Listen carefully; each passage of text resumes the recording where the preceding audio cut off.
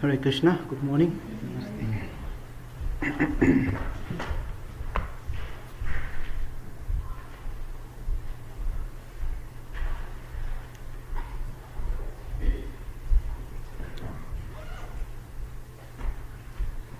Om Ajnanam Tibirandasya Jnananjana Shalakaya Chakshurunmilitam Yena Tasmai Sri Gurave Namaha.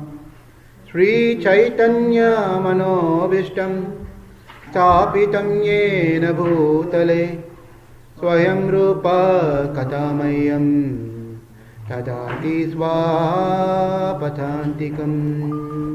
He Krishna Karuna Sindhu Jagatpate Gopesha Gopika Kanta Radha Kanta Namostute Tapta Kanchana Gaurangi Radhe Vrindavaneshwari Rishabhanu Sute Devi Pranamami Hari Priye Vancha Kalpatarubhyascha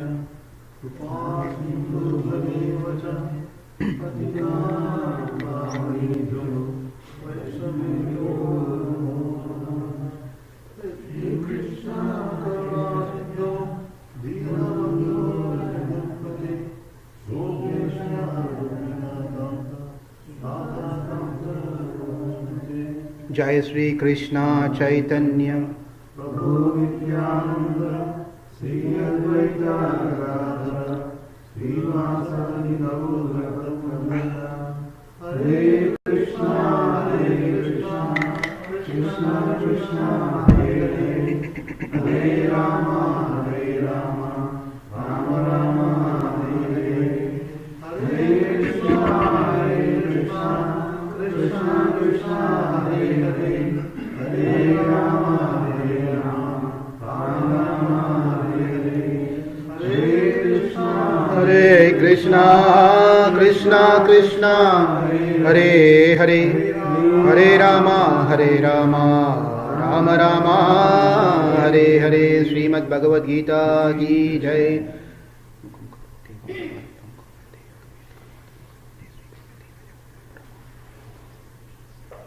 Purushottama Yoga, chapter 15. The chapter has 20 slokas divided into these sessions, where Krishna specifically speaks about himself in this particular chapter. Quick recap of what we saw last class of the introduction is the first 6 chapters of Bhagavad Gita focusing on the self, Atma, is further explained with more elaborately in chapter 13 and 14. Chapter 13 about Chitta and chapter 14 about Achit. Achit means Prakriti, the 3 modes of material nature which cannot be separated. Prakriti and Gunas cannot be separated. That's chapter 14. Chapter 13 is about Kshetrajna Yoga, about understanding the self and this body and the knower of the body who is Atma. Chapter number 7 through 12 talks about Bhakti Yoga, and that particular chapter is further emphasized or given more, spoken more in this chapter 15, Purushottama Yoga. So that's how we understand this set of chapter. 1 through 6 equal to 13 and 14, 7 to 12 equal to 15, Purushottama Yoga. The chapter is entitled as Purushottama Yoga because Krishna wants to explain to all of us, Arjuna and all of us, that how he is superior in all senses that we can think about, that we can see in this world. In the previous chapter, chapter 14, the Triguna Yoga, the three modes of material nature, where we saw Sattva, Rajas and Tamas, unless and until one goes beyond these 3 modes, they have to be taking birth again and again and dwell into this material existence. That's what is the main message in the 14th chapter. Sattva, Rajas and Tamas. And then easy way to remember this whole 14th chapter by some example is from Ramayana, where in Ramayana it is the three personalities can be easily equated into these three gunas: Ravana, Kumbhakarna and Vibhishana. Ravana represents mode of passion, Kumbhakarna represents the mode of ignorance, and Vibhishan mode of goodness. This is a perfect goodness.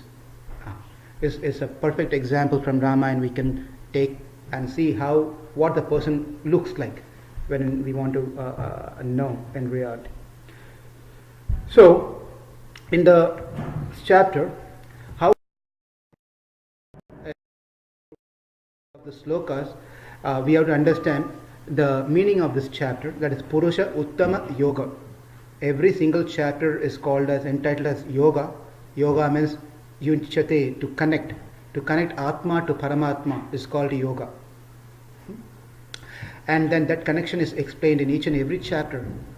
And in the 15th chapter, how to connect to Paramatma. Purusha Uttama. Purusha means being. Purusha means being.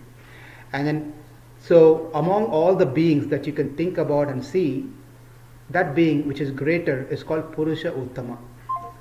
So in what sense one can be greater than the others? One can be greater than the others, provided we are better in something or the other from the other person. If you're richer than the other person, you are better in material sense, financially. In knowledge, if you are better than the other, you consider to be a greater person than the other person.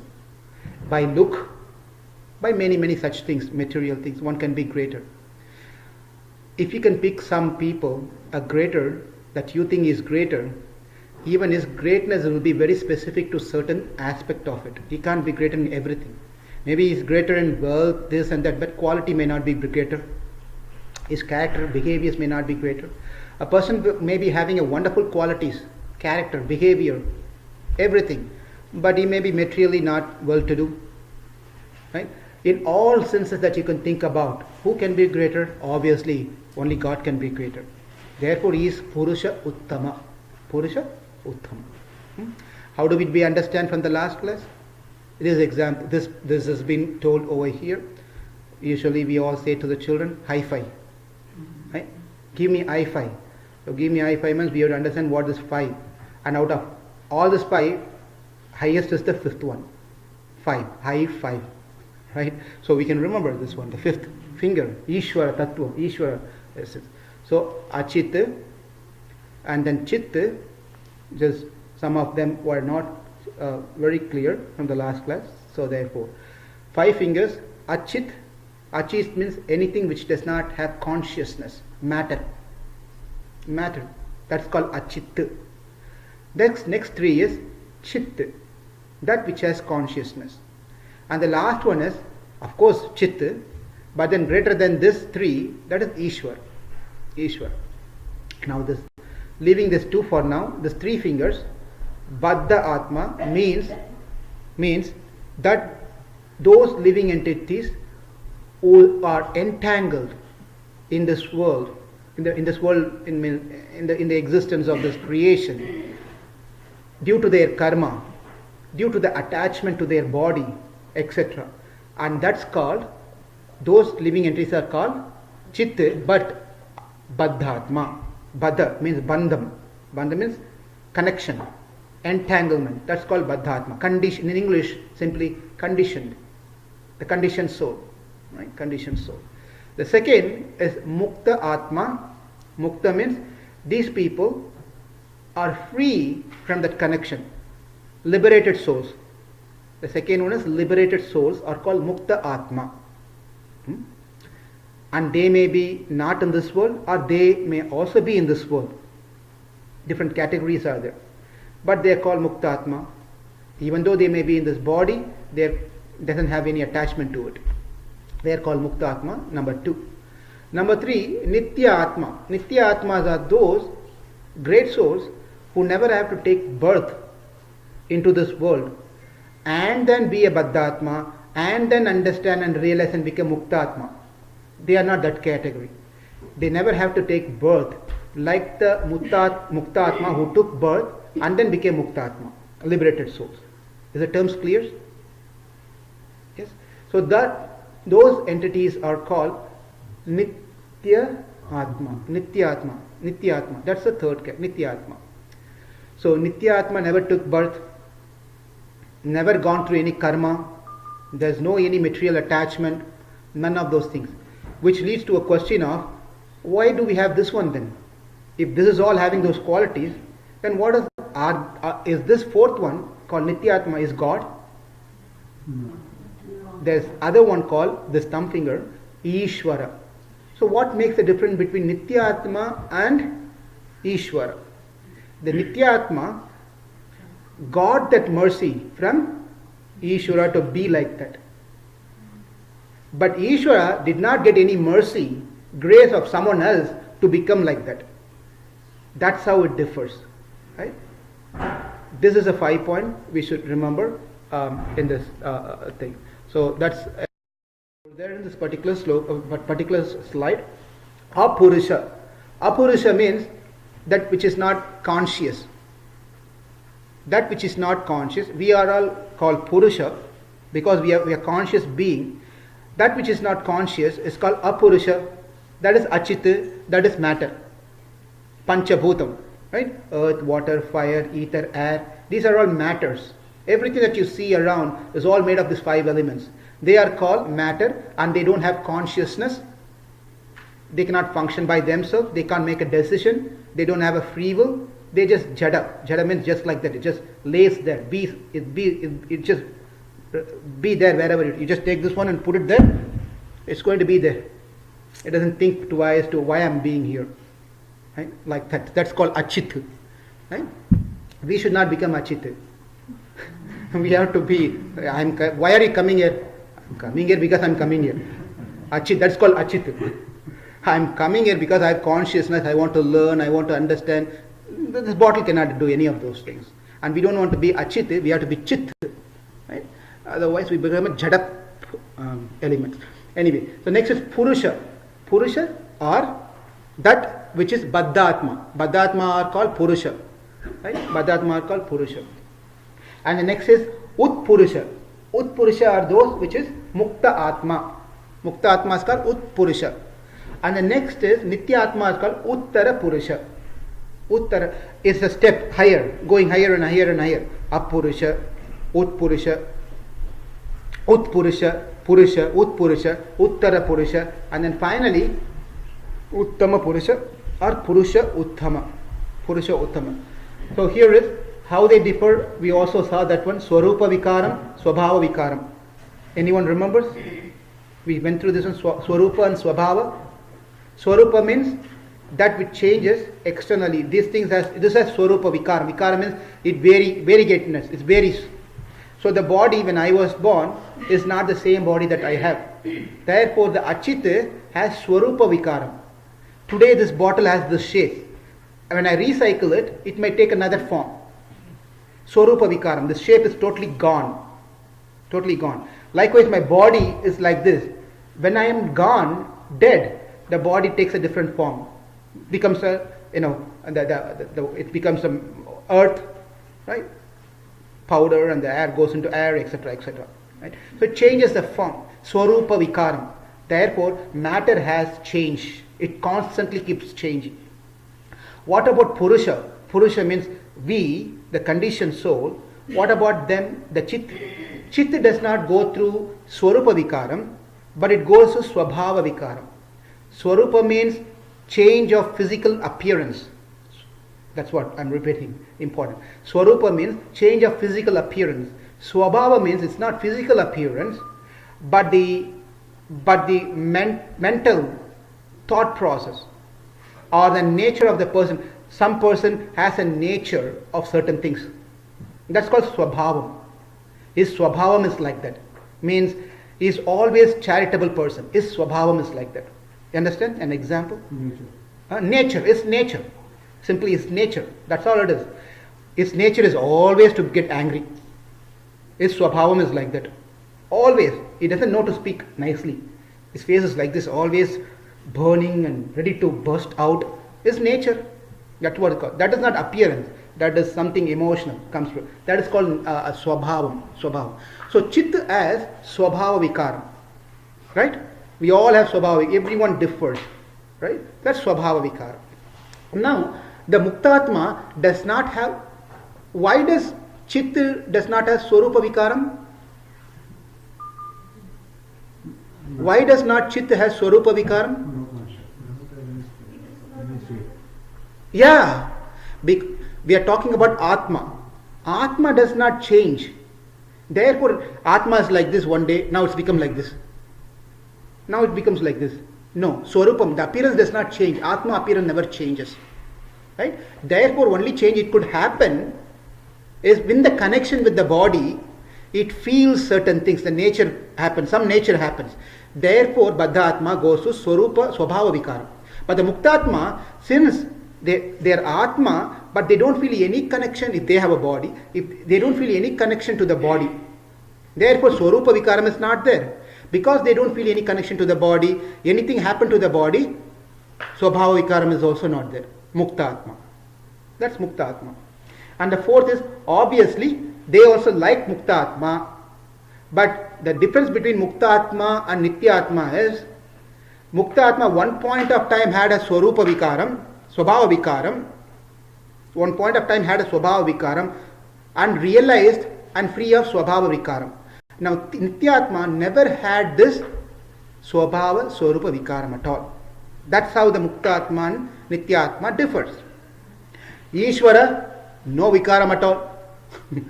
Ishvara never have to have any Vikaram.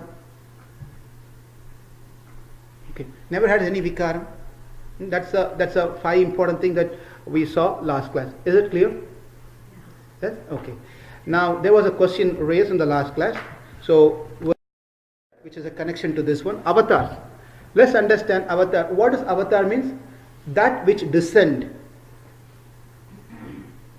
One who descend. That is called avatar.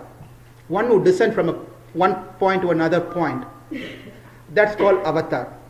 I'm not talking about the English movie Avatar. Right? That has no connection to what we are talking here. Right? So, I don't know. I haven't seen. I don't have idea what it talks about. So I cannot comment on that. So I don't know what that is. I know there's some movie called Avatar. So Avatar means one who descend. And in this case, the word specifically refers to one who descend, means from the spiritual world. When we take birth again, we don't tell that I took avatar as Lal Gopal Das, as Narayana, as Varun and Ravi and so forth. We don't say we took avatar now, this year. We are not taking avatar, we are simply pushed because of our karma. But God does, when God takes birth, it's not, He's taking birth, He's called avatar because He's coming out of His free will. If it comes out of free will, not any bondage, no any conditions there. That's called avatar. Now let's understand a few more points here. This is philosophical thing. That is, different types of avatars are there. Different types in the Chaitanya Charitamrita. Chaitanya Mahaprabhu gives this explanation of what are the different types of avatars are available. Is there. One is called Purusha avatar, Leela avatar, Guna avatar, Manvantra avatar, Yuga avatar. Many avatars are. They're categorized. It's been categorized. Purusha avatar, Mahavishnu, Garbho, Dakshaya Vishnu, Kshiro Dakshaya Vishnu. Remember there are 3 Vishnus are there? No. 3 Vishnu. There are primary 1 Vishnu, Mahavishnu. Mahavishnu. From whose body, now you should remember the visualize the picture. From whose body the universe get produced. Many millions and billions of universes get produced. And that Vishnu again descend, expand himself into each and every universes. And that Vishnu, Garbham. Garbha means what? Womb. In a womb of mother is called Garbha. So he like that he gets into each and every universes. Therefore that Vishnu is Garbho Dakshaya Vishnu. After that from him comes the Brahma. Brahma becomes the secondary creator. He starts creating the living entities. According to their karma, they get body. When they get the body, and the same Garbho Dakshaya Vishnu now goes and enters into along with the other Atmas. And that is called Kshiro Dakshaya Vishnu. In other words, called Paramatma. Paramatma. So there are 3 Vishnu. Again, They are all called Purusha avatar, categorized as Purusha avatar. Okay. Now next is Leela avatar. This is easy to understand. Leela means pastimes. Leela avatar, Krishna, Rama, Matsya, Kurma, Varaha. They all perform some come down and perform some Leela activities, pastimes. Right? That's called Leela avatar. Guna avatar. Guna avatar, 3 gunas are there. Sattva gunam, Rajas, Tamas. Based on 3, there are predominating deities are there. Brahma is Rajo, prominent deity. When I'm saying this one, doesn't mean that particular god is in mode of ignorance. That particular god is in mode of passion. No, that's not the meaning of it. Rather, they are the predominating deity of that guna. Right?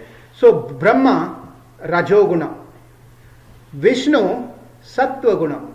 Shiva, Tamo guna. Right? So, destruction happens through Lord Shiva. Creation happens. To create something, you need to be what? Passionate. But you create, you can destroy and all those things. But you want to maintain something for long term, you have to be in. That could be your financial thing, your job, your relationship with others. You have to be in mode of goodness to maintain anything in life properly. That's the predominating deity is Vishnu. That is Guna avatar.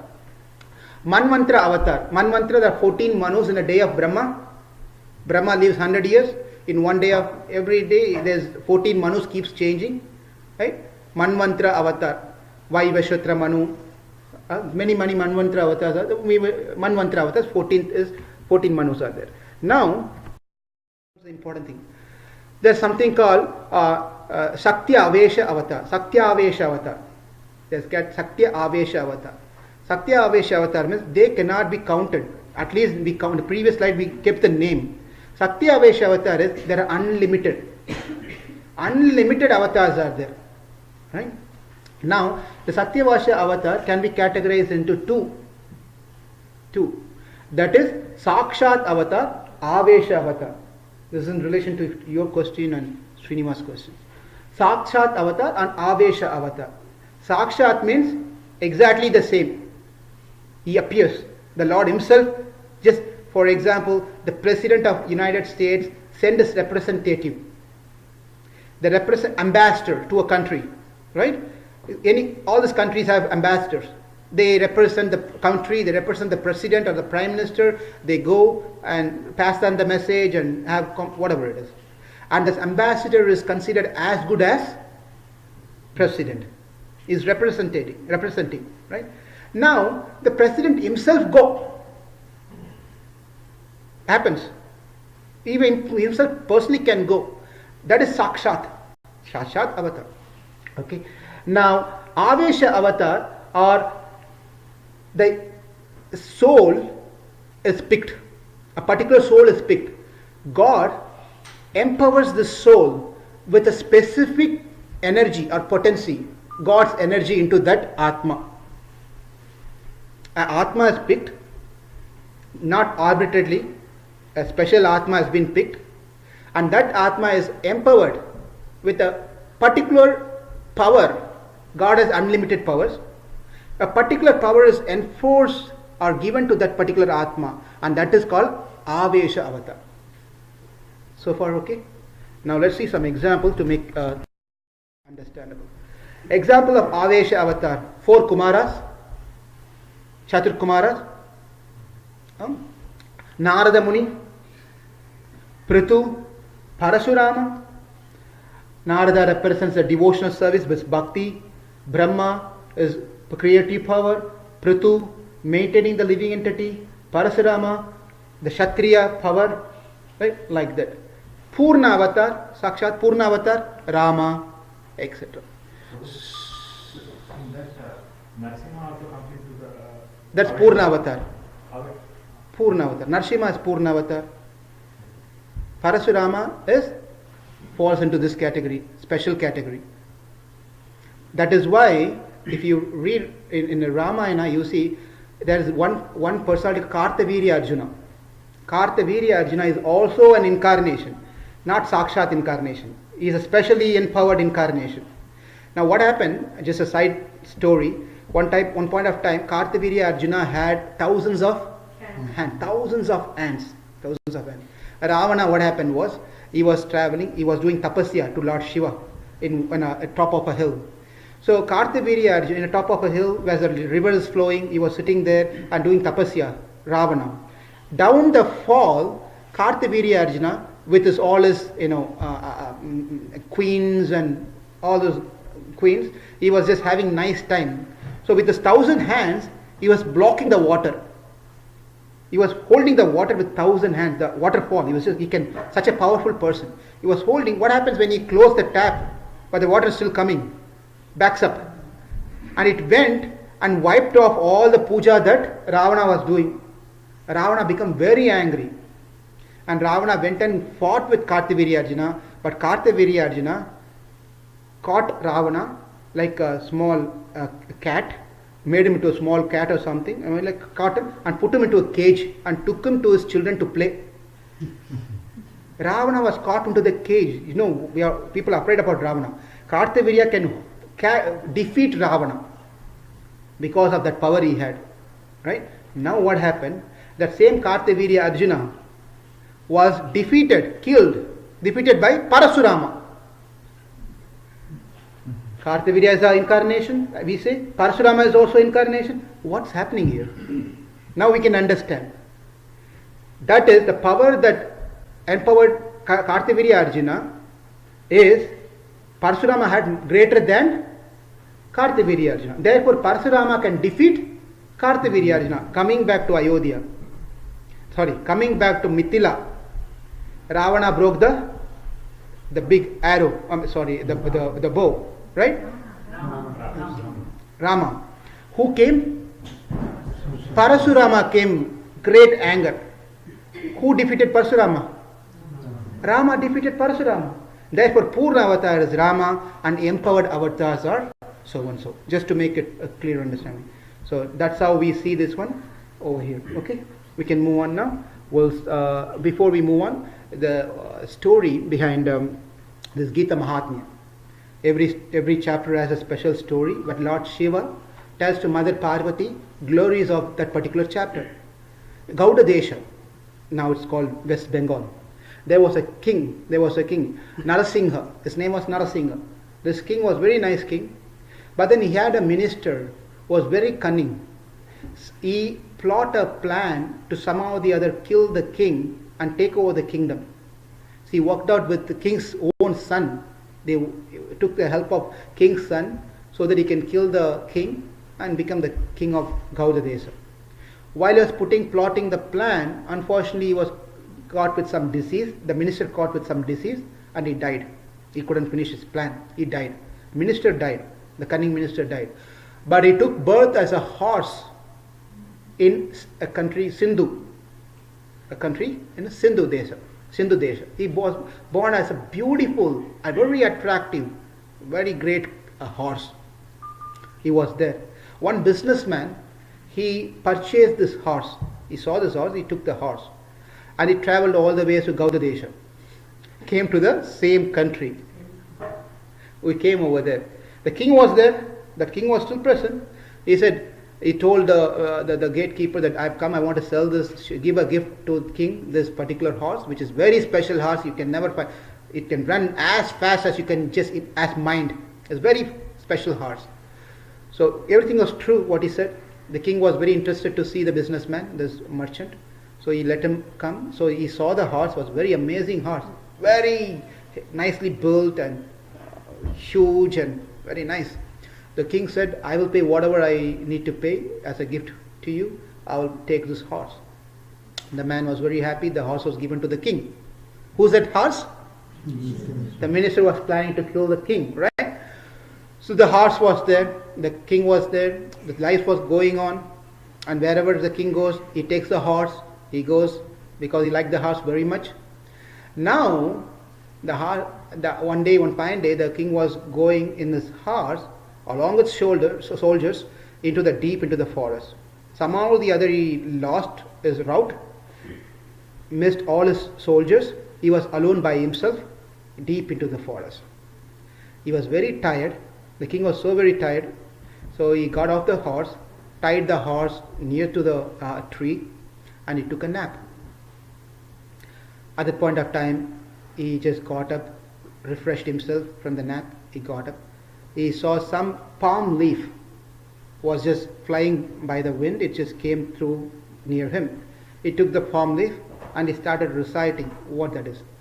As soon as he read that, finished reading, to his surprise, the horse changed into 400 form. And the Vaikuntha plane came and took this horse, the Atma. He took the horse and went back. The king was quite surprised. Wow, what is this? How can someone go to Vaikuntha like this? So there should be something very special. What did I do? All I did is just this particular, whatever this is. So he saw nearby there's an ashram. So he went to the ashram. So over there we saw a Brahmana. He explained the situation to him. This is what has happened. He said, show me this leaf. Oh, this is my missing leaf from my notes. What is this? Bhagavad Gita chapter 15. Really? Purushottama Yoga. This is just one sloka. Just one sloka we read and we finished 14th chapter and we are still sitting in St. Louis. That means just imagine how strong our base is. Even the Vaikuntha Vasis cannot lift us. That means we are settled, nailed ourselves so strong, no one can move us. No one can move us. So the king became very, very happy. He said, please teach me chapter 15. I will also recite so I can go back to Vaikuntha. That is the Gita Mahatmyam told by Lord Shiva to Mother Parvati based on her request. With that, let's pray to Purushottama, Krishna, so he can make us understand this chapter 15 and so we can get much closer to Krishna. Oh, you didn't get the... That's fine. That's fine. That's my mistake, not yours. Om Namo Bhagavate Vasudevaya. Om Namo Bhagavate Vasudevaya. Om Namo Bhagavate Vasudevaya. Shri Bhagavan Uvacha. Urdhvamulam Madasakham Ashvattam Prahuravyayam Chandamsi Yasya Parnani Yastam Veda Savedavit. The Supreme Personality of Godhead said, it is said that there is an infusible banyan tree that has its roots upward and its branches down, and whose leaves are the Vedic hymns. One who knows this tree is the knower of the Vedas. What did you understand? It's a banyan tree that has its roots upward and the branches down. Have you seen such trees? Where does the root be usually? Where is the root of a tree? Down. Down. Krishna is giving an analogy, metaphor here, that there's one special tree, Ashwatam, a tree, banyan tree. Oh, banyan tree is a very special tree, big tree. And this special tree has its roots upward and branches down. Is it real? What is this? How can the tree be like that, upside down? Right? That's what Krishna is trying to tell here. And if you remember in our last class, we saw one particular point. The point is we need to understand where we are. Yes? We need to understand where we are so that we can go to our destination. Right? Therefore Krishna is explaining through this metaphor that Ashwatam is a tree, banyan tree, where it's upside down altogether. Upside down. Oh, how can a tree be upside down? Ashwatam, the meaning of Ashwatam is that which is today will not be there tomorrow. That which is existing today will not be there tomorrow. That's the meaning of Ashwata. Ashwata. That will not be there tomorrow. Right? Even it lives for many years, which is what we know. It lives for a longer time, but still it's going to be finished. It's going to be finished. There's one one tree in where I am from, in my place, this tree has been for many hundreds of years in a park, banyan tree, and it was gone. The government decided that's the only attractive thing for this park people to come. Therefore, they did so many things to bring it back and stand up and continue the tourist attraction for this tree. Right? Ashwatam. So Krishna also Ashwataha Sarva Vrikshanam. In the 10th chapter, if you remember, when Krishna in the Vibhuti Yoga, Krishna tell I am this, and I am that.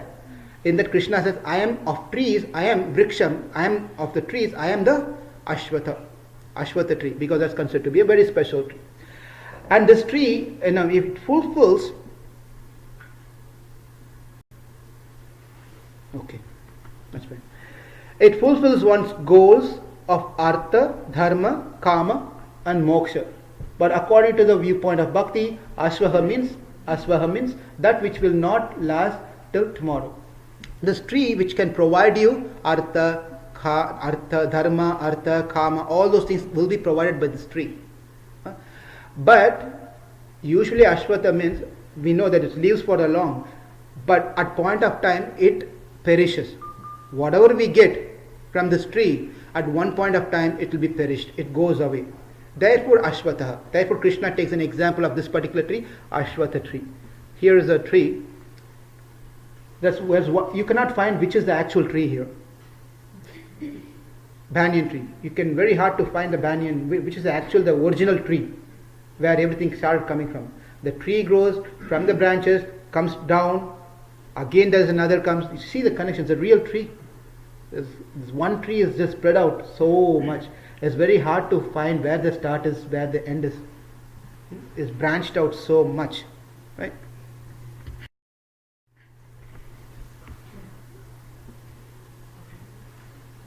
Urdhva moolam. This moolam means the root is upward. Ataha shakam means the branches and everything is downward. It's facing ulta, upside down. In other words, this world that we are here is just a reflection of what is up there.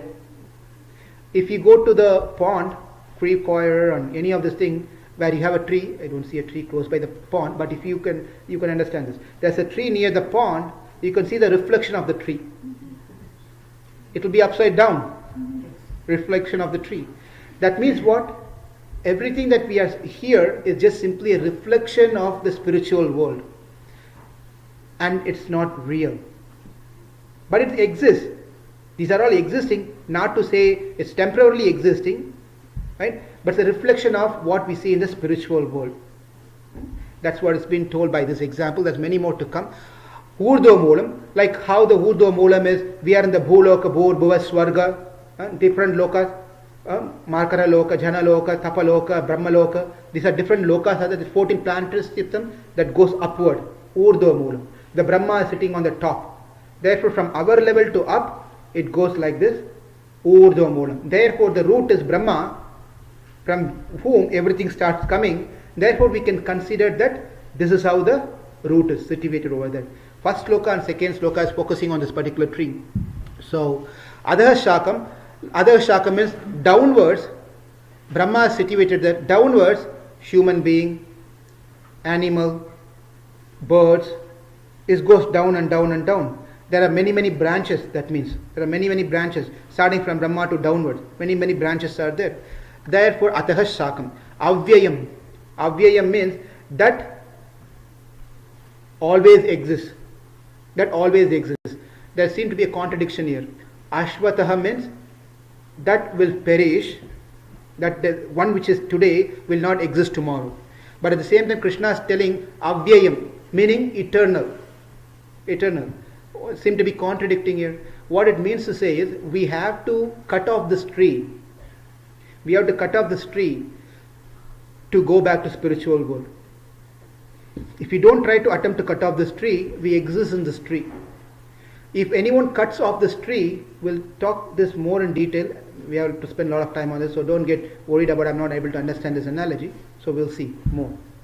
One has to cut off this tree so that they can be relieved from this samsara, this material existence, and go back to the spiritual world.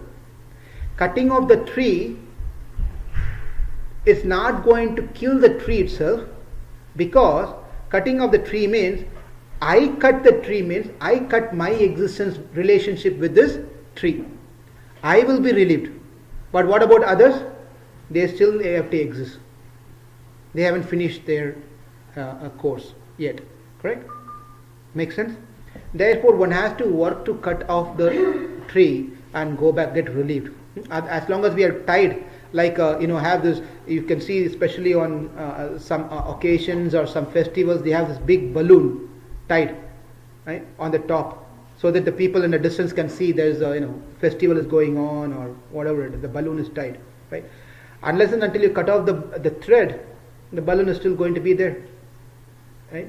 Likewise, unless and until we cut off this tree, we are going to be existing here all the time. That's what's been told. This tree is a permanent in that sense. Avyayam. Why it's called avyayam? Because me cutting the tree is not going to perish. For me, the relation is cut with the samsara. In that way, it's avyayam, because there are many atmas still exist. They still have karma, they still have attachment. Therefore, their relationship with the tree will exist. In that way, the tree is avyayam. After many lives being in the mode of goodness, then detachment develops. One transcends and, oh, it's not there? It's there. Okay. This is one out of many thousands. If one cuts the tree, it is that the Atma was released, but rest who are not are still being born. So the tree is avyaktam in that sense. This is a very interesting tree. By cutting, will remain same. That's what we just saw now. So moving on. Now, there's a philosophical discussion that we need to understand here. That is, according to the Advaita teachings, philosophy, is that where this tree, imagine this tree, if we cut off the tree, then the tree should not exist, which means Advaita means, Dvaita means two, Advaita means one. Someone asked a question, you asked a question, what about the Shuddhatma? Shuddhatma, is that your question, Naveen, right? Shuddhatma. Suddha Brahmam Paratpara Rama. There's one beautiful recitation, sloka, stotram. So what is Suddha Brahmam or Suddha Atma? Right? Therefore, this slide has been made to answer your question. Suddha Atma or Suddha Brahmam, we have to understand that means that which does not have any properties, any quality. That means any qualities, no name, no form, no vishesha, none of those things exist. That is called Shuddham. Suddha Brahmam or Suddha Atma. That is the philosophy of Advaitam. According to the Advaitam, Atma, how many Atmas are there according to Advaitam? Dvaitam, Dvaitam. There is no second. There is no Paramatma and Atma. There is only one Atma. In entire thing that you can think about, there is only one Atma. That one Atma is bewildered when it realizes that he is Brahman. That's moksha. That is Advaita philosophy. Everything among us, that one Atma, we don't know who that one Atma is. Except that one Atma, everyone is Maya. That is Advaita philosophy. Who is sitting here, or none of us may be that Atma here, is maybe outside. We don't know. But there's only one Atma. Everything else is Maya. It's not real. Now here's the point is, according to Krishna in this particular sloka, Atma cutting off this tree will be relieved. That means until this point, that one Atma never cut off the tree. That means we are all existing, that means, right? That means according to the school of thought of Advaitam, no one has really got moksha yet. Make sense, or am I confusing? No? Not clear? Not clear. Advaitam teaches there's only one Atma. That Atma is entangled into this tree, samsara, entangled to the tree. Krishna is going to tell us, telling that one has to cut off this tree. If there's only one Atma, that one Atma cut off this tree, does the tree exist or not exist? Should not exist. Is it existing now or not? It is existing. That means no one ever cut off according to that school of thought. According to that school of thought. Therefore, we understand Atma is not one. Atmas are many. Atmas plenty, many. Right? That's why we are existing still. That's why we are existing still. So this is a philosophical thing one should understand from this particular sloka. Another important point is understand the duality of this world and be detached to get moksha. Question: if one gets this jnana and got moksha, then there shouldn't be any existence. I think we saw this one, right? Yeah, we saw this one. The very first thing we have to see is, I'm going to skip that one. This more of Advaita philosophy of what one should understand, etc. We can see this again. In the second chapter, 12th sloka, we covered what Advaitam, what is Dvaitam, what is Buddhism, what is Christianity. We went through a lot of details in the second chapter, 12th chapter. Second chapter, 12th sloka. So one can, if you are interested, you can go back and refer to that particular sloka. Now, Krishna says, Prahur Avya means, it is said in the Vedas about this tree, which is upside down tree. It is said in the Vedas. One who knows this tree, the sloka says, one who knows this tree, they know Veda. That means we don't need to go to Veda classes. We don't need to do any of those things. All we need to look for is a tree which is upside down. We have to search for the tree which is upside down. That means once we see the tree, we understood the Vedas. We understood the Vedas. Wow, so easy. So the thing is, it's very hard for us to understand this upside down tree first of all. What does the Veda teach us? What does the Veda teach us? Veda teaches one to somehow or the other detach and attain moksha. By understanding this tree, which Krishna is going to explain in the following slokas, this is just an introduction sloka. By understanding this tree, upside down tree, one can understand that they have to detach and they can attain moksha, which is the same message of what Vedas teaches. Right? That's what's been told here. Purpose of Vedas is to to make the living entity understand the temporary nature of this samsara. Then the living entity get detached and attain moksha. This belongs to the Lord, his vibhuti. Knowing this, one can know the vibhuti man, the Lord. This tree or this samsara, first of all, let's understand what samsara is. What is samsara? Samsara, not wife. In some language, the samsara, she is my samsaram, sir. Yeah, that's a samsaram. That's what I want to get rid of. You well said.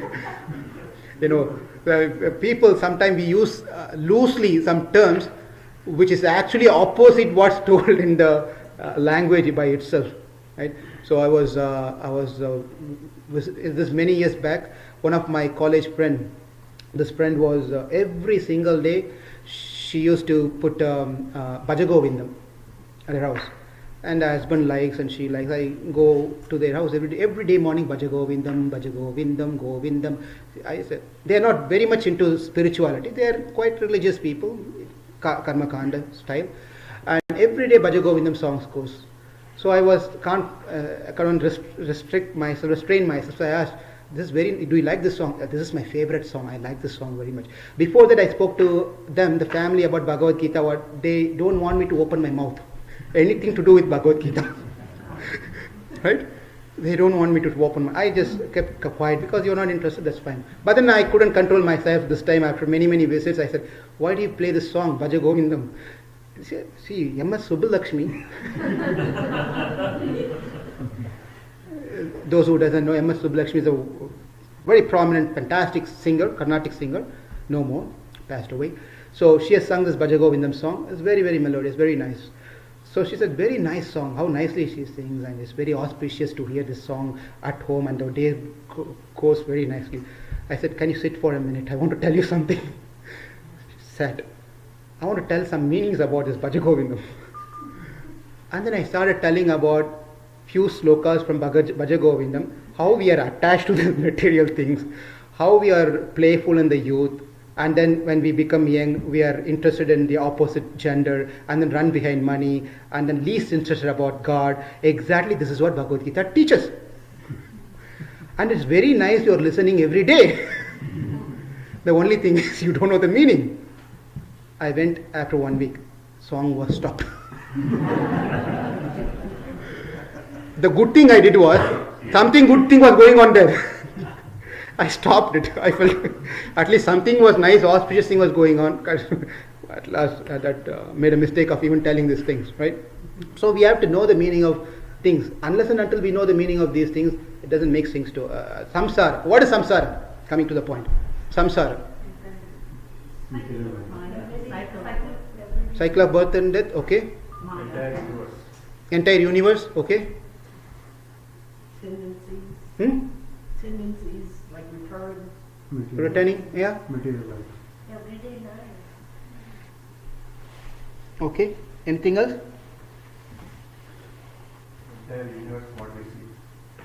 Simple answer. Samsara is the Atma is entangled in this body. Everything else is correct. But the basic answer is Atma and body tied together. I am in samsara. In that samsara. Right? That's samsara. So we should understand this, who this samsara belongs to. One is this body. Another one is this whole creation, the Prakriti and modes and everything. Who owns this entire thing? Ishvara. Ishvara. Paramatma. Ishvara. So when we understand that this is Vibhuti. Vibhuti means opulences. Then we know this, understand this Vibhuti. Then we will be interested to know about Vibhuti Man. Vibhuti Man means one who possesses this opulence. Right? One who possesses this opulence. Right? That's how it is. Therefore Krishna has explained, understand this samsara. Samsara, the tree, has to be cut off. How do we cut off? Vairagya. Vairagya means detachment, renunciation. With great detachment, one has to cut off this tree, and therefore one can be released and attain Krishna. The samsara is also Krishna's property, Vibhuti. So first understanding the Vibhuti will help us understand the Vibhuti Man, the owner of the property. The purpose of Vedas are to develop Vairagyam and develop Bhakti. So understanding this tree is the knower of Vedas as well. Therefore Krishna is telling that understand this tree. When you understand this tree, you understand Vedas, because Vedas teaches you to, you are interested in the Dharma. From Dharma, you get Artha. From Artha, you get Kama. Dharma means do some puja. By doing this puja to this particular god, you get some result out of it, material thing, a gain. With that gain, you start enjoying. Vedas teaches. That is the Purva Baham of the Uttara Baha. Uttara Baham is the last section, Moksha section, which is the Upanishads and Vedanta speaks. Uttara Baha. A person constantly keeps doing these things. I go to God, pray, get something and start enjoying. I go to God, pray something to get rid of some problems, start enjoying. It goes on and on and on and on and on and on and on and on. Veda Bhaga teaches us. And then a person who gets frustrated about this whole program have to keep repeating again and again and again and again and again. Let me try to find a solution. Where can I find a permanent solution? Go to the last part. Upasanam, a Jnana Bhaga. Jnana Bhagam. Jnana Bhagam is Upanishads of the Vedas. It says that unless and until you get out of these three programs to maintain your life, etc., etc., enjoy and all those things, unless you cut off this, the idea has to be changed. How do you change this? With detachment. Unless you apply the detachment, you cannot get out of this tree. You will be dwindling into this tree, life after life after life after life after life. And that's what Vedas teaches, Vedanta teaches. And by understanding the tree, by seeing this tree, my God, this tree has this much information. This is where I am situated in. I need to get out of this tree immediately. And that's what the person thinks, understands when they read the Vedanta, Upanishad. And that's exactly what will be the outcome of knowing this tree. That's why Krishna says, knowing this tree, you know Vedas. Knowing this tree, you know Vedas. Now, is making up this tree concept? Is he just coming up with this tree? What does it mean? No. What Krishna says in Bhagavad Gita, this 15th chapter, text number 1, what Upanishad says. Interestingly, same Ashvatam example is given, Kato Upanishad, and then also in the Yajurveda, Aranya section. Yajurveda says the same thing. You can see Urdhva Moolam. Avakshaka Yesho Ashvata Sanatanaha. We saw Avyayam in the sloka. Avyayam means eternal. Sanatana, eternal. Ashvatam is banyan tree. Ashvatam here, banyan tree. Urdhva Moolam, root on the up. What we saw here, root on the up. Kato Upanishad says. Come to the Yajurveda, Aranyakam. Urdhva Moolam, Avakshaka, Vriksham Yovida, Samprati. You see the same thing. Avashaka. Shakam, Avashakam. The branches are down. Urdhva Moolam, the roots are up. You can see the same Vriksham. It is also told in the Veda. What Krishna, that's what Bhagavad Gita. Sarva Upanishadav Gavaha Dokta Gopala Nandana Partha Vatsu Sudhir Bhoktam Gita Mritam Mahat. Gita Mritam Mahat. That means Krishna, what he spoke, Bhagavad Gita, is Sarva Upanishad. Essence of all the Upanishads is in Bhagavad Gita. Very easily given to us. So this is some quotation from here. Chandamsi Yasya Parnani. Chandamsi Yasya Chandam. Chandamsi Yasya Parnani means Chandas. It talks about the what Vedas says. Chandam Yasya Parnani. Parnani means those leaves. Parna. Aparna. You heard your name Aparna? Mother Parvati, Daksha Prajapati has different daughters. One of the daughter name is Aparna, Dwaparna, and so forth. They had some daughters. What they did is, these daughters, they used to, and out of topic, but just to give some story. Parna means leaves. These girls, these daughters, they used to fast, do austerity by just taking one leaf, ekaparna. One leaf. For a day they eat only one dry leaf. That's their food, and do meditation. Aparna means not even a single leaf. Aparna, not even a single leaf. That's how she was doing meditation. Like that. Anyway, just a side note. So when you see Aparna or any person with me, you know what the meaning is. So Chandamsi Yasya Parnani means the Vedas, the Veda Purva Bhaga, what does the Purva Bhaga teach us? Just now we saw Dharma, Artha, Kama, how to enjoy life by doing what puja, how to gain things, so forth. Those are the branches downwards. Those are the branches. Chandamsi Purna, Chandamsi Yasya Parnani. Those are the which covers. When you have a thick, dense branch, leaves, right? Can you see the branches and trees? It's very hard to see. It completely covered. There are some trees, I don't know the names of the tree. There are some trees where you can see the whole branches are covered until the ground. Is anyone here who's into this plant gardening and botanical thing? There's a tree we can see here, and now maybe I don't know. This tree is fully covered. The whole thing is covered until the ground. You can't even see the trunk, the tree actually. It's completely covered by the leaves. So what it says here is, Chandamsi Yasya Parnani means the Purva Bhagam, Dharma, Artha, Kama, covers actual truth of where the root is. The people are so much covered by following the material existence of how I am to be happy, by following the Purva Bhaga of the Shastra, and because of they are covered by this Purva Bhaga, they don't see the root of it. Ultimately, this is not what I have to do. I have to find the root and go back to the root of it. They're not, because it's covered. Because of their desire, how can I be happy in this world? So what I'm to go to the Vedas, find out, and you'll find a solution for your problems. You find a solution for gaining something. Putra Kameshti Yagya. I don't have a child. What do? Go to the Purva Bhaga of the section. It tells you what to do. Do a Putra Kameshti Yagya. You get a son. Sena Yaga. There's a section, there's a Yagya called Sena Yaga. You have an enemy.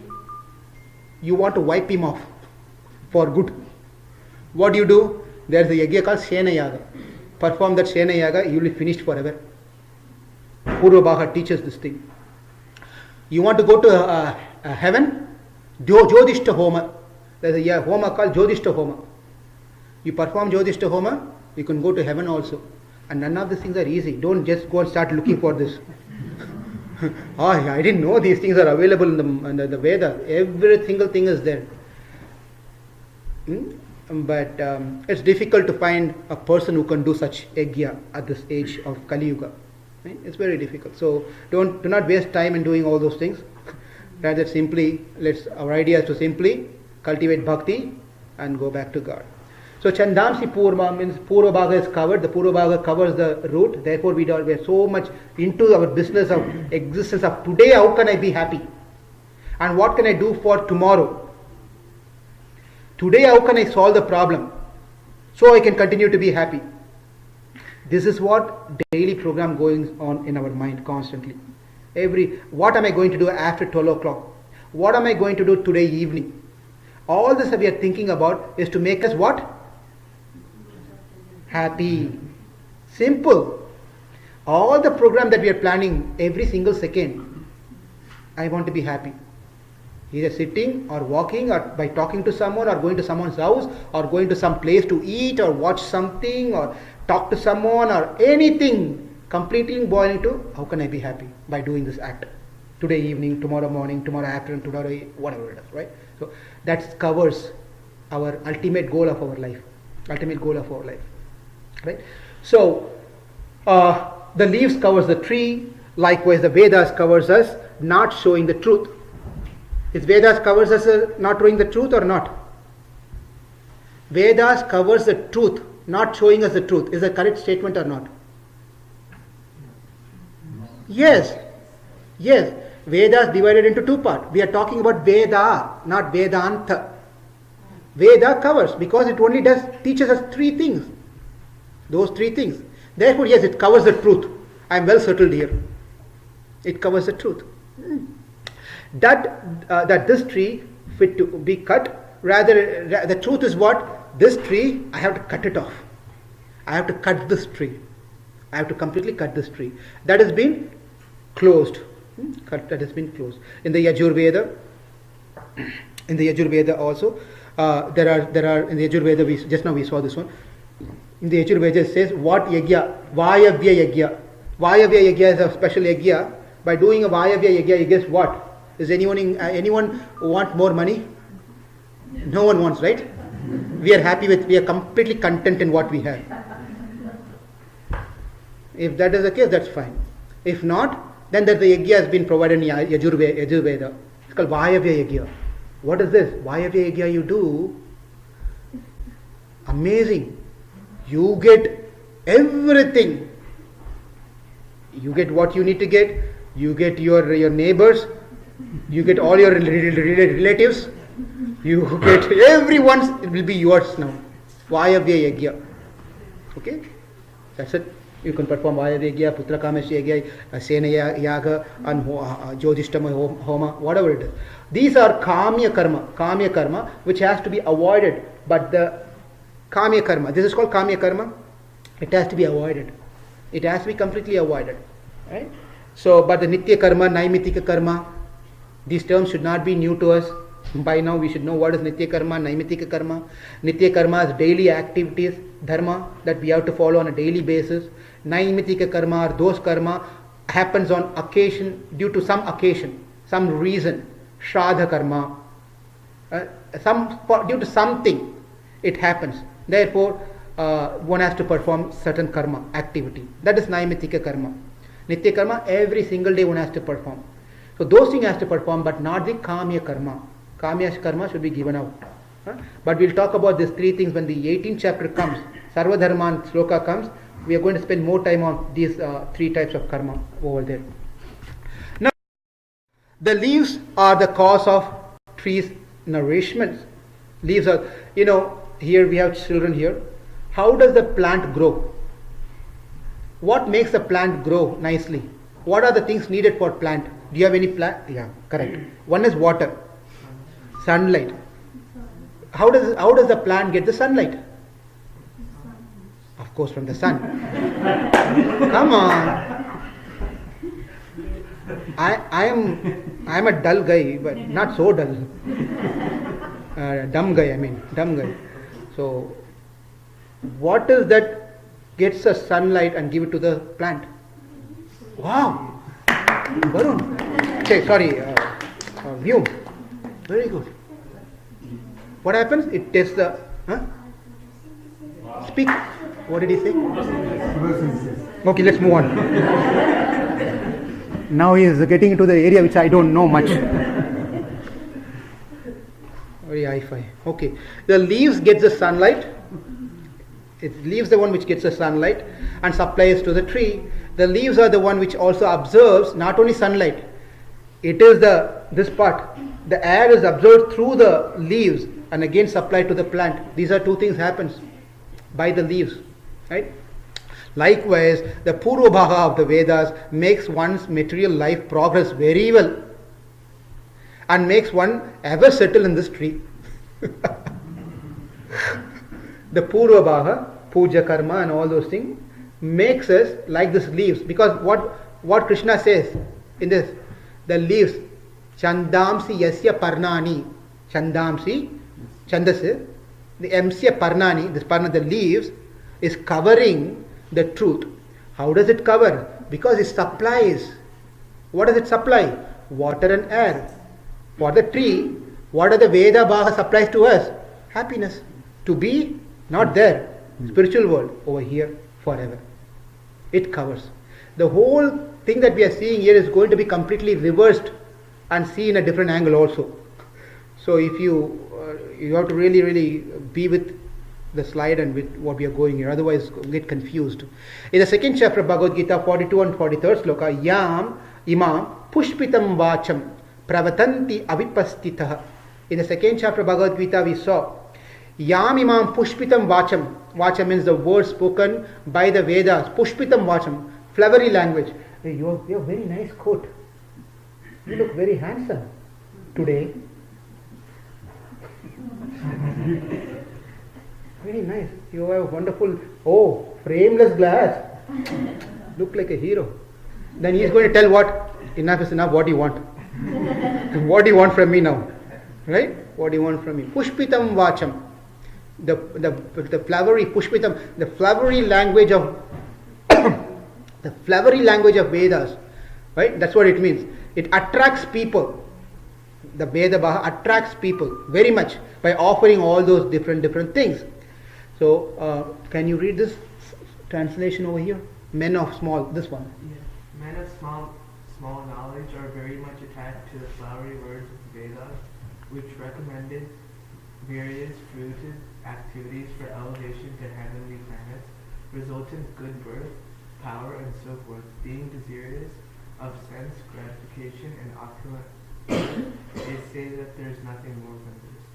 Right. So these people are very happy. There's nothing more than this. My life is well settled. What did you do? Hey, I did this puja. Okay, and not only that, we also start recommending to others. We are so much well-wisher. We are not letting this person to be released and go back to God. We are telling them, I did this puja. I settled. You also settled. I won't go. You should also not go. And that's how friendly we are, how well-wisher of everyone. Right? That's what we are teaching others. Right? Rather, one should teach, cultivate bhakti towards God. Right? That's what, without any interior motive, no motive at all. But I'm simply performing bhakti, devotion towards God, not for any of these reasons. That's what we need to teach to others. Look at this. This tree over here, you can see there is a spiritual world on the top, above the term called desire, right? And below is the tree, the reflection. You see the tree on the top, that tree is reflected over here in the material world. The reflection of the spiritual is over here. The happiness in the spiritual world is reflected here. The love in the spiritual world reflected here. The happiness that is in the spiritual world reflected here, that is called dukkham. It's just a reflection. And in the dukkham, we try to find happiness. In the dukkham, we are trying to find happiness. Right? Have you had an experience of itch in a body? You have a itch? Yes. So you have a itch. Itch is caused because of something. Something is agitated, skin, allergy or something, whatever it is. You itch. When you keep itching, you get a nice sensation. Right? And if you are so much, you can ask someone to come and itch your back. Right? Hey, here, there. Do nicely. What nicely? And that person does so nicely, scratches the body. Someone is laughing here really, that means they have a real-time experience. Right? So you scratch and scratch and scratch and scratch and scratch. You scratch and you get so much into the scratching sensation, you finally realize blood is coming out. Blood is coming out. That's the happiness that we find in this world. That's the happiness. Exactly the same itching sensation. Everything that we have is an itching sensation. It's very nice. We continue doing it, continue doing it, continue doing it. Same sensation of giving, that we are thinking that just giving a sukham is leading to a dukkam. Leading to a dukkam. That's what it's been told over here. Dukkam. Love in the spiritual world is reflected here as lust. Love towards God in spiritual world. Over here, that is not love. It's all lust. Lust. Kamam. Simply based on kamam, we have certain things, liking, disliking. I like this person, I want to help this person, I serve this person, he is dear to me, everything so and so. Right? It's all lust. Very little we'll see true love in this world. Especially as it's been told, the mother's love. It's true. Can be equal to what we can understand. Right? Not otherwise. Now you can see there's a whole branch over here. This picture is very small, but you can see because it's all the presentation is available. You can all see this later. The tree, you can see there are many things over the branches. The economic development. You can't read it. There's an economic development. I might have a point anyway. Economic development, pious act, good karma, and impious act, bad karma. The enjoyment of senses. Everything is branches over here. This is how we get caught into this tree. We get lost into this tree. Completely lost. It's a metaphor only, right? We completely get lost into this tree of this existence.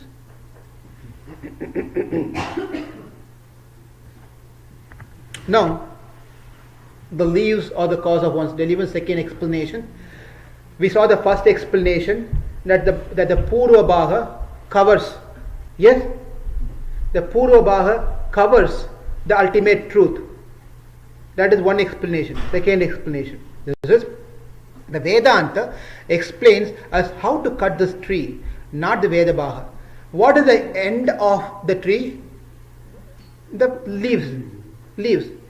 What is the end of the Vedas? Vedanta. Now we are going to see on the other side of it. The end of the tree is the leaves. The end of the Vedas are Vedanta.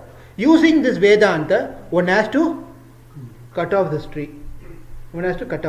Cultivating this knowledge, one has to cut off the tree. Vedanta explains us how to cut this tree, not the Veda part.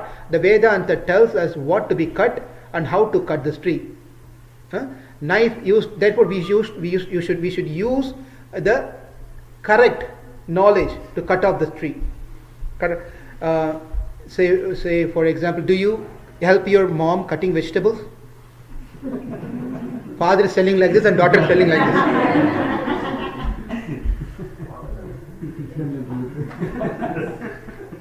You're going to get nicely, Srinivas, after that. Okay. If you're cutting vegetable cutting, right? Do you take an axe and cut the vegetables? Why not? Why don't you go to the Lowe's or Home Depot, get a big axe and then start cutting the banana, apple, right? Do you do that? Okay. Now you take the knife that you're using to cut banana. Now I'm getting a big log of a wood.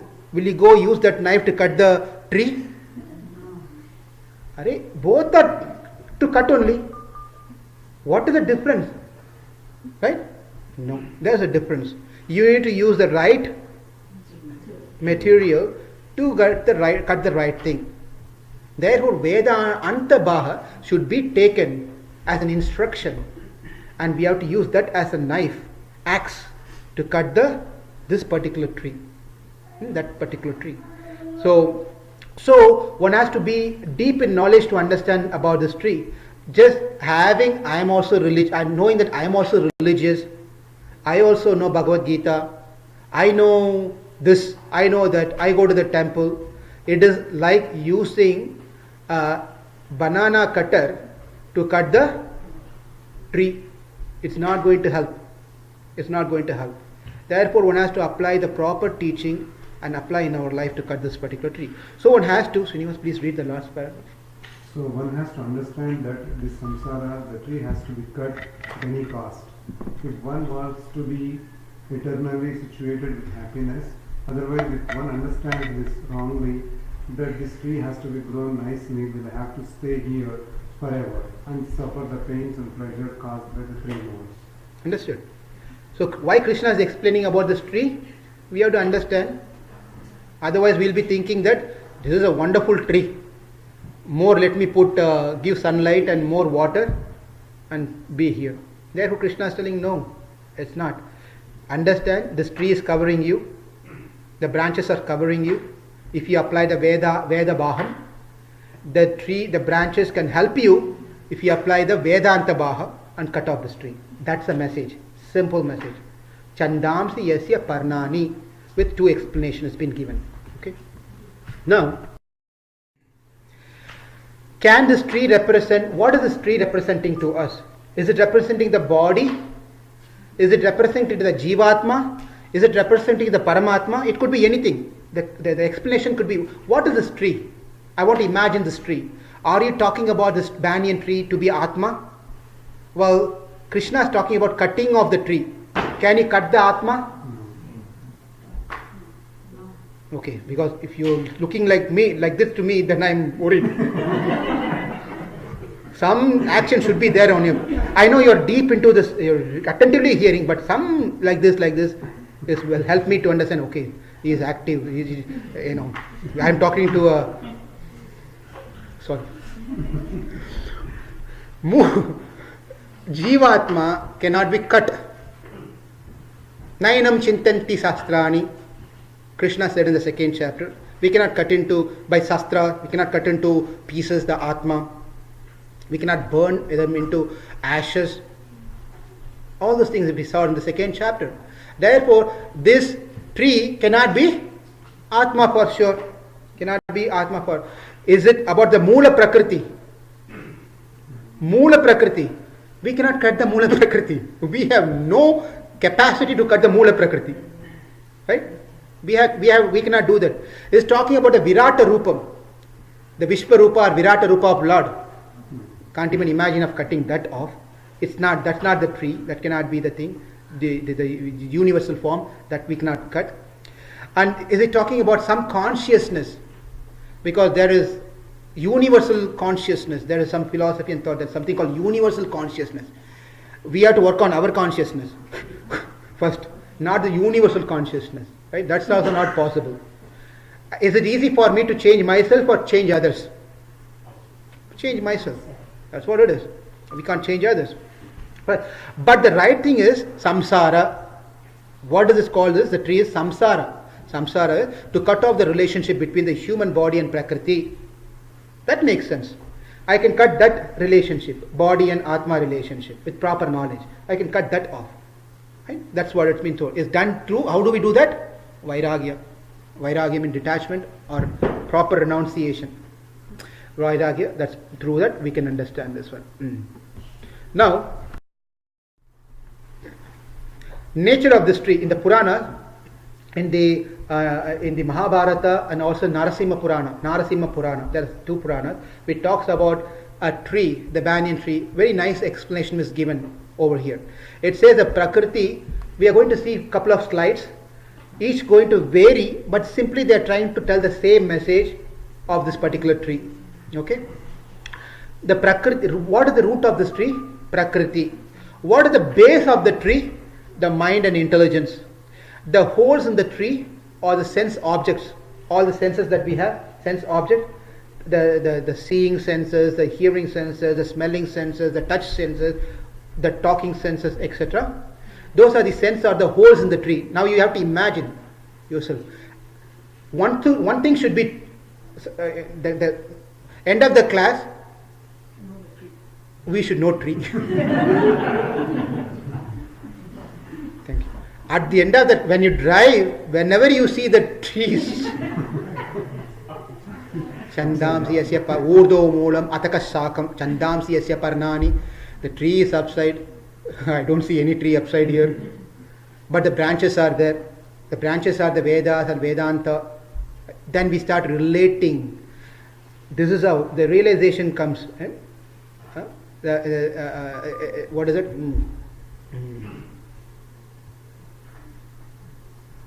The 9 process of bhakti. Navavida bhakti. Smaranam. Shravanam. Thank you. Shravanam. Kirtanam. Vishnu Smaranam. Shravanam. Kirtanam. Shravanam means first start hearing. Kirtanam. You heard. Now you speak about it. Right? Talk about it. Ask questions. Discuss about it. And then after that happens, you go out of this class. What we should do about the class? Forget it. Because anyway, next Saturday this guy is going to repeat again. Half of the class will simply go on repetition. Why should I carry about, let me save my memory. Not to waste my memory. He is going to anyway keep repeating the whole talk. We are not the body. We are Atma. You are on this tree, samsara. 3 prakriti. Nothing is new. 3.5 years. Just a repetition. Only chapter changes. Message is same. So no problem. Save some storage, memory storage. So that's not what it is. Vishnu Smaranam. Once we get out of the class, we discuss within the family members to ourselves. I see the tree, I should remember that chapter 15. Right? I see some behaviors in me, I should remember chapter 14. I get attached to something, chapter 13. I am not the body, I am the Atma. What should I do now? Cultivate bhakti, 7 through 12 chapter. Why should I cultivate bhakti? Because only God can save you. How do you know that? That is what 15th chapter is going to teach us going forward. Why only God can save us? Because you have no capacity, you are simply an individual Atma. How did you know that? Chapter 1 to 6. We have to really get connected. Our life should be connected to Bhagavad Gita on a daily basis, moment to moment. Where can I find this? That I'm seeing here. Where in Bhagavad Gita? Which chapter is that? Which sloka is that? That is how we have to become completely Gita conscious. Bhagavad Gita should be soaked within us.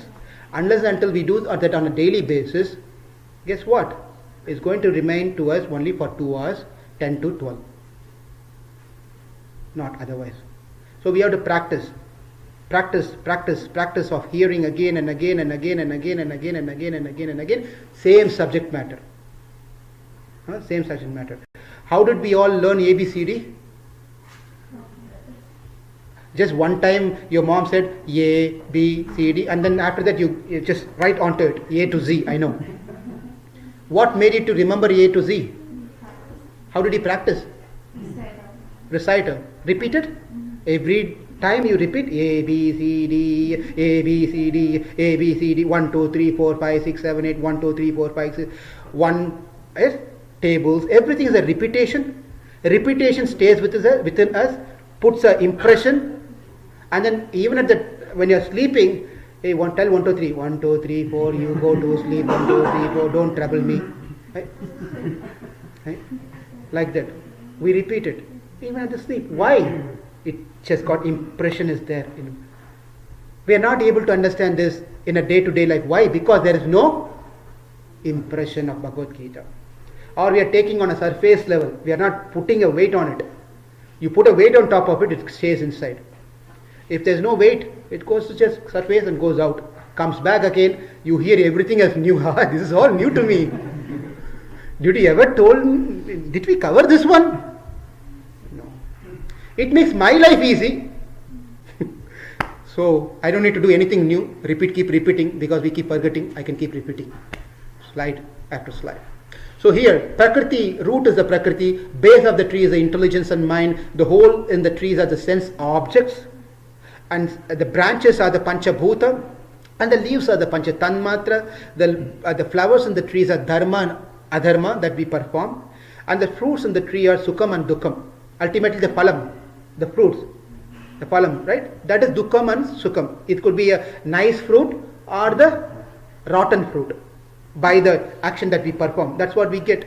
And the residents of all this tree are the living entities. Who lives in this tree? We are all living in this tree, within this tree. Narasimha Puranam, Mahabharata tells about this particular tree. This is how you visualize yourself, where you are. Okay. Now, interestingly, in the Mahabharata, it is said there are two types of trees, in the Kaurava side and in the Pandava side. What is the tree? How this tree is made up out? This tree is the root of the Kauravas. Who is the root of this tree? Dhritarashtra. He was the root cause of everything, actually speaking. He could have stopped, he could have corrected, he has the power to do so, but he couldn't do it because of what reason? Attachment to his son. When they were born, Dhritarashtra, the Duryodhana was born, it was told, "Hare, finish this guy off. He is going to create a lot of problems." My son. How can I do that? So he was a root. He had many options to correct the situation. He did not do it. Dhritarashtra, the root. Who is the tree of this root? From the root comes Duryodhana. Who is the base of the tree? The trunk by itself? Karna. Karna was the... And in the branches, Sakuni is one. There are many. Sakuni is one. The flowers and the fruits is Dushasana. That is how their family tree is. We can also have this family tree. We can draw this, my great-grandfather, my father, my mother's side. This family tree, they have this family tree. Like that, the Duryodhana's family tree is this one. What about Yudhishthira's family tree? That tree is a strong tree. He has a very strong tree. What is it? Root is Krishna. Krishna is the root of this tree. They kept Krishna as the root. The tree is Yudhishthira. The base of the tree is Arjuna. The branches are Bhima. And the flowers and fruits are Nakula Sahadeva. This is from Mahabharata, it says. So this tree is much more stronger and the other tree is not. And the tree previous that we saw, the Prakriti is the root and the holes or the sense objects and so forth. Understanding this tree, one has to somehow cut off this tree, not to settle on this tree. Questions? That is one sloka. The second sloka is coming up to add more confusion. Krishna is going to tell this tree, what he saw, Urdhva Moolam, Ataka Shakam, the root is up, branches are down. Also this tree, roots are down, branches are up. Enough. Too much. How can that be? Is root up or root down? No. The root is up, root is also down. What about branches? Branches down, branches also up. What about leaves? That is also on both the side. What are you trying to say? Wait for second sloka.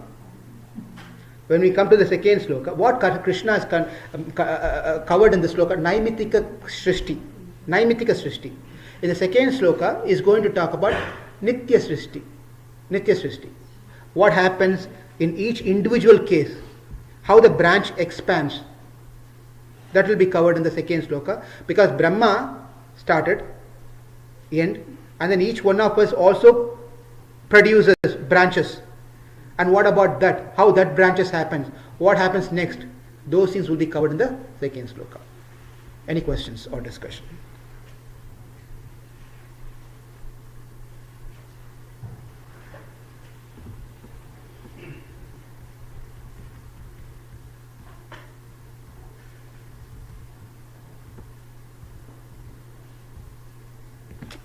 Everyone please repeat after me. Urdhvamulam atashakham ashvatam prahuravyayam chandamsi yasya parnani yastam veda sa vedavit. One who understands the tree understands Veda. and this tree has a root on the top, branches and the leaves in the bottom. It's a reflection of the spiritual world. The branches are the coverings, the leaves are the covering of the ultimate truth. The leaves are Veda Bhaha, which keeps one settled down. One has to cut off this tree, not to get attached, by understanding the branches and leaves through the process of Vedanta, that I have to cultivate detachment, not to get attached or attracted to the Veda Bhaha. Rather, one has to understand what Krishna says in Bhagavad Gita, to develop that detachment. Unless and until one develops detachment, it's very hard for one to get out of this world. And more things coming up in the second sloka on this particular topic. So do not miss the second sloka. It's going to be very interesting to see more details. Questions?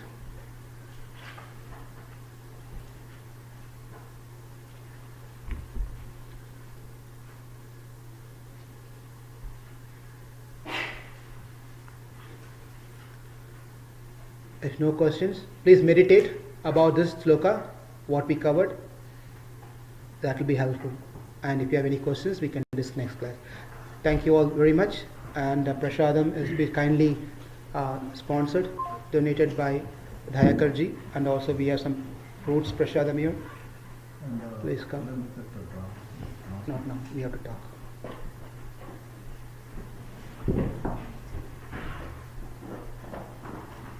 Thank you all very much. Have a wonderful week.